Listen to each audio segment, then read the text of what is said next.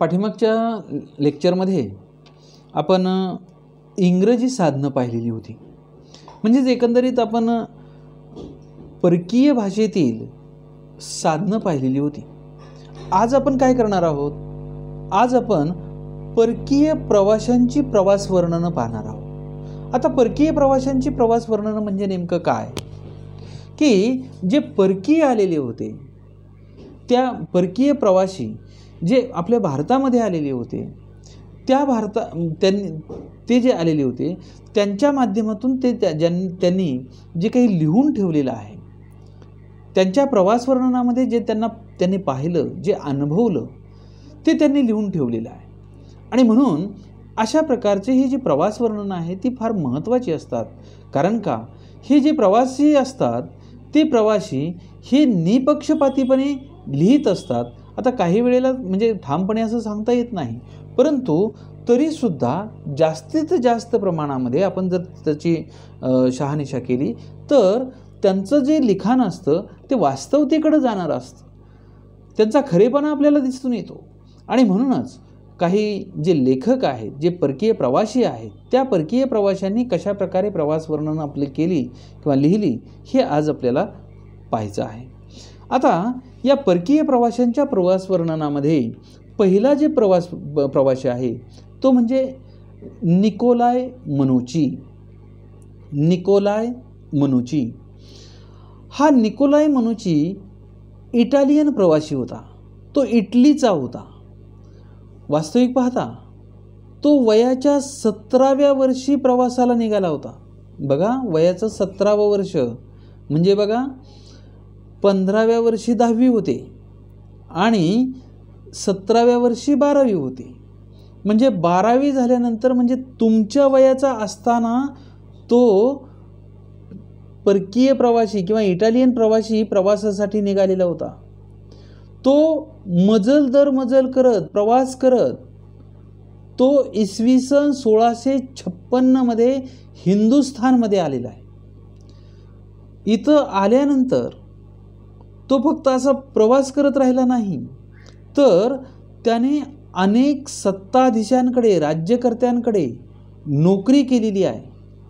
आणि ही नोकरी करत असताना, भारतामध्ये प्रवास करत असताना त्याला जे काही अनुभव आले किंवा त्याने काही गोष्टी ऐकल्या, जे काही इतर देशीय लोकांनी त्याला सांगितल्या, त्या त्याने आपल्या डायरीमध्ये नमूद करून ठेवल्या, लिहून ठेवल्या. बघा परकीय प्रवासी कसा होता, नुसता बघायला किंवा फिरायला आलेला नव्हता तो. तर त्यांनी इथली प्रत्येक बाब ती जी महत्त्वाची वाटते त्याची तिने नोंद करून ठेवलेली आहे. आता आपल्याला माहिती आहे, आपले मुलं ज्यावेळेस सहलीला जातात, आम्ही ज्यावेळेस सहलीला नेतो त्यावेळी मुलं काय करतात, फक्त मुली विद्यार्थ्यांनी नुसतं आनंद घेतात आणि परत येतात.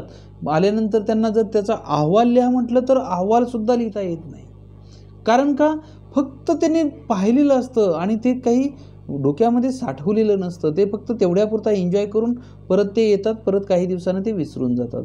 म्हणून प्रत्येक आपल्या जीवनामध्ये काही ज्या महत्त्वाच्या गोष्टी असतात त्या गोष्टीची नोंद करून ठेवली पाहिजे, की जेणेकरून आपल्याला जी ही शिदोरी आहे ती शिदोरी पुढं कधी जर उघडली तर त्याच्यातून आपल्याला एक वेगळ्या प्रकारचा आनंद मिळावा.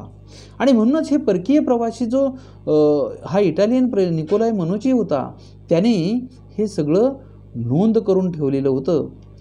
आणि म्हणूनच ह्या ज्या त्याच्या नोंदी होत्या त्या नोंदीच्या आधारे स्टोरिया डो मोगर म्हणजेच मोगलांचा इतिहास हा ग्रंथ त्याच्या अशा प्रकारच्या नमूद केलेल्या बाबींच्या माध्यमातून तो पुढं आला आणि वास्तविक पाहता स्टोरिया डो मोगर हा ग्रंथ तयार झाला.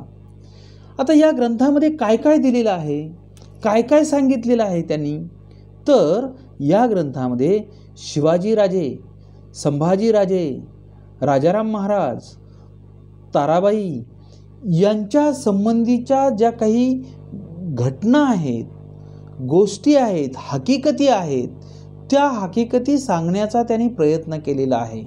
आणि म्हणूनच खऱ्या अर्थानं हा निकोलाई मनुची चा जे काही हा ग्रंथ आहे स्टोरी ऑफ द मोगर, हा ग्रंथ अतिशय महत्त्वाचा असा या मराठ्यांच्या इतिहासाच्या दृष्टिकोनातून एक साधन म्हणून असलेला आपणास दिसून येतो. अशाच प्रकारे दुसरा जो इतिहासकार आहे किंवा तो प्रवासी आहे तो आहे जॉन फ्रायर. आता हा जॉन फ्रायर हा ईस्ट इंडिया कंपनीचा सर्जन म्हणून भारतात आला होता.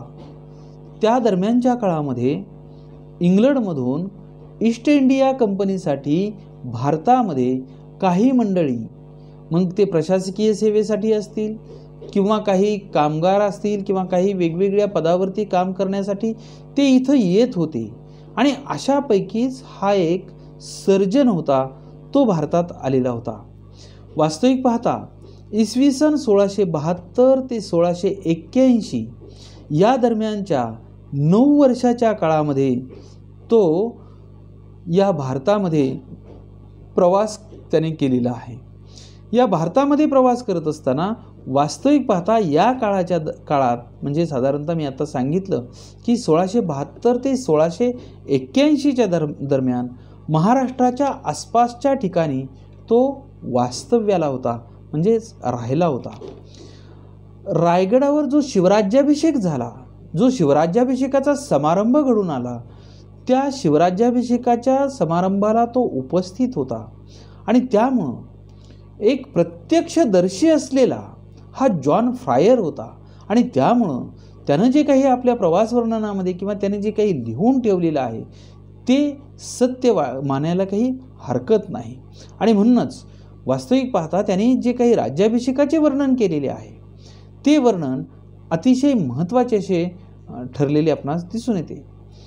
त्याच्या लिखाणामध्ये जे काही त्यांनी स्वराज्य पाहिलं त्या स्वराज्यामधील लोकांच्या स्थितीविषयी, लोक कसे राहतात, लोक कसे जगतात याच्याविषयी त्यांनी सगळं मांडलेलं आहे.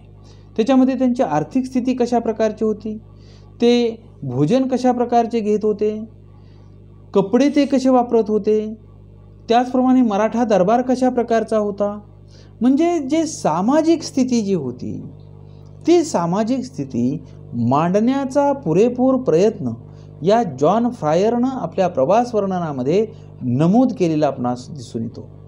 एवढंच नव्हे तर मराठा दरबार कशा प्रकारचा होता, मराठा दरबारामध्ये किंवा मराठ्यांच्या दरबारामध्ये कशा प्रकारची व्यवस्था होती, ही व्यवस्थासुद्धा मांडण्याचा प्रयत्न हा या जॉन फ्रायरनं केलेला आपणास दिसून येतो. वास्तविक पाहता अशा प्रकारच्या प्रवास वर्णनांच्या माध्यमातून आपल्याला मराठ्यांचा इतिहास हा अतिशय चांगल्या प्रकारे तपासता येतो, मांडता येतो आणि एखादा संशोधक जर या काळावरती जर प्रकाश टाकू इच्छित असेल, संशोधन करू इच्छित असेल तर त्याला हे अतिशय मौलिक असं, मोलाचं असं, महत्त्वाचं असं हे साधन ठरताना आपल्याला दिसत आहे. त्याचप्रमाणे तिसरा जो हे आहे प्रवासी आहे तो म्हणजे विल्यम नॉरिस.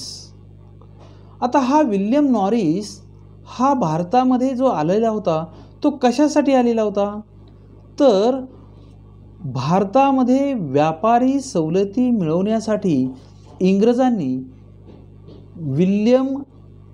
विल्यमला मोगल बादशहाकडे पाठवलेले होते. म्हणजे एक इंग्रजांच्या वतीनं मध्यस्थी करण्यासाठी किंवा बादशहाकडून काही सवलती मिळवण्यासाठी या विल्यम्सला बादशहाकडं पाठवलेलं होतं. इसवी सन 1701 साली सुरतमध्ये तो पोहोचला होता आणि सुरतमध्ये पोहोचल्यानंतर त्याचा प्रवास बघा कशा प्रकारचा झाला होता की तो सुरतमध्ये उतरला, तिथून तो औरंगाबादमध्ये आला, औरंगाबादपासून शहागड, ब्रह्मपुरी आणि इकडं मिरज असा त्याचा प्रवास आहे बघा. आणि मिरजपर्यंत तो आला आणि तिथं पन्हाळ्याला जे वेढा देऊन बसलेला जो औरंगजेब होता त्या औरंगजेबाला तो भेटलेला आहे. औरंगजेबाला भेटून त्याने मोगली छावणी, सरदारांचे हेवेदावे म्हणजे त्या मोगल सरदारांमध्ये कशा प्रकारचे हेवेदेवे आहेत, कसा संघर्ष आहे, कसा आपापसामध्ये त्यांच्यामध्ये कुरबुरी आहेत, हे त्यांनी पाहिलं. एवढंच नव्हे तर त्याने तिथल्या हे पाहत असताना एक बाजू ही होती, परंतु त्यांचे पराक्रम, याचबरोबर मराठेसुद्धा कशा प्रकारचे पराक्रम करता आहेत, कशा प्रकारे औरंगजेबाला शह देत आहेत, हे सुद्धा त्यांनी तिथं मांडण्याचा प्रयत्न केलेला आहे. आणि म्हणूनच मराठ्यांचा पराक्रमाच्या ज्या काही महत्त्वपूर्ण ज्या नोंदी आहेत, त्या नोंदी ह्या त्यांनी नमूद करून ठेवलेल्या आहेत.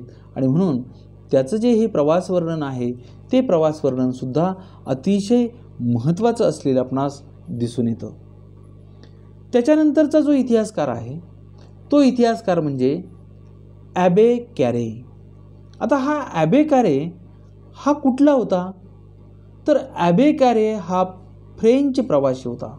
म्हणजे तो फ्रान्सचा होता, फ्रान्सवरून तो आलेला होता. हा फ्रेंच प्रवासी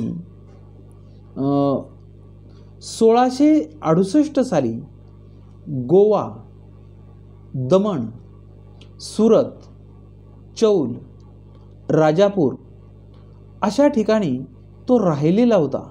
त्याने इथं वास्तव्य केलेलं होतं आणि त्याने तेथील बाजारपेठा व शिवाजीराजे व संभाजीराजे यांच्या संबंधाच्या विषयी सुद्धा त्यांनी काही नमूद केलेलं आहे. कशा प्रकारचे त्यांच्यामध्ये संबंध होतं, कशा प्रकारे त्यांचे हे होतं, हे सगळं त्यांनी तिथं नमूद केलेलं आपणास दिसून येतं. शिवरायांच्या बाबतीमध्ये one greatest man the east has never seen असं म्हटलेलं आहे. म्हणजे अतिशय चांगल्या प्रकारचे उद्गार छत्रपती शिवाजीराजांच्या बाबतीमध्ये या ॲबे कॅरेने काढलेले आपणास दिसून येतात. त्याच्यानंतर फ्रान्सिस मार्टिन हाही प्रवासी हा फ्रेंचचाच आलेला होता. हा फ्रेंच अधिकारी होता आणि त्याच्या प्रवास वर्णनामधून वेगवेगळ्या बाबतीवरती किंवा वेगवेगळ्या घटनांवरती प्रकाश टाकला जातो आहे. त्याच्यामध्ये कर्नाटक मोहीम, छत्रपती शिवाजीराजांच्या एक महत्त्वाच्या मध्ये कर्नाटक मोहीम ही एक महत्त्वाची मोहीम असलेली आपणास दिसून येते.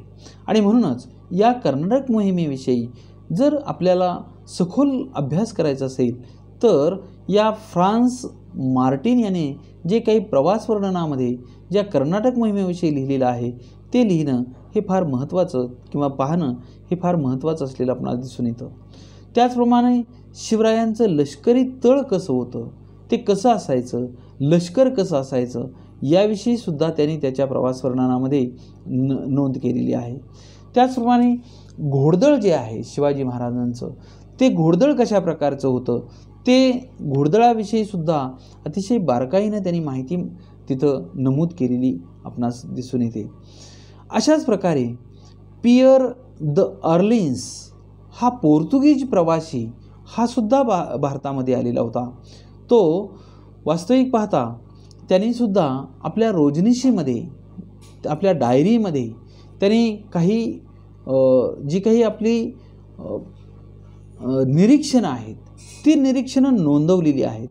वास्तविक पाहता इसवी सन 1688च्या दरम्यानच्या ज्या काही छत्रपती शिवाजीराजांच्या हालचाली होत्या, त्या हालचाली त्यांनी टिपलेल्या आहेत. त्या रोजनिशीमध्ये टिपून नोंदवून ठेवलेले आहेत आणि नोंदवून ठेवून हिस्टोन दी शिवाजी हा ग्रंथ त्यांनी त्या नोंदीवरती लिहिलेला आहे. त्या नोंदीच्या आधारे त्यांनी लिहिलेलं आहे. याचाच अर्थ अशा प्रकारचा की ते त्यांनी लिहून ठेवलेलं होतं आणि ते लिहून ठेवलेलं साधन म्हणून वापरून त्यांनी पुढे हा हिस्टोन दी शिवाजी असा हा ग्रंथ त्यांनी लिहिलेला आहे. अशा प्रकारचे वेगवेगळी प्रकारची जी साधनं आहेत ती साधनं आपण पाहिलेली आहेत. वास्तविक पाहता वाङ्मयीन साधनांमध्ये आपण पाहिलं की भारतीय भाषेतील साधनं परकीय भाषेतील साधनं. त्याचबरोबर आज आपण या स्लाईडच्या माध्यमातून आपण परकीय प्रवाशांची प्रवास वर्णनं आणि त्यांच्या माध्यमातून कशाप्रकारे मराठ्यांच्या इतिहासावरती किंवा मराठ्यांच्या इतिहासातील काही घटना आहेत त्या घटनांवरती कशाप्रकारे प्रकाश टाकता येतो, कशाप्रकारे प्रकाश टाकला गेला आहे, ते खऱ्या अर्थानं या साधनांमधून आपल्याला उपयुक्त असं किंवा माहिती मिळते आहे किंवा आपल्याला त्याचा फायदा होतो आहे. म्हणजेच आपल्याला एक लक्षात येईल की या माध्यमातून हे साधन म्हणून खूप महत्त्वाचं असं ठरतं आहे. आणि मराठ्यांच्या इतिहासाच्या साधनांचा अभ्यास करत असताना आपण ही सर्व साधनं म्हणजे लिखित साधनं जी होती ती लिखित साधनं ही आता आपली संपलेली दिसून येत आहेत.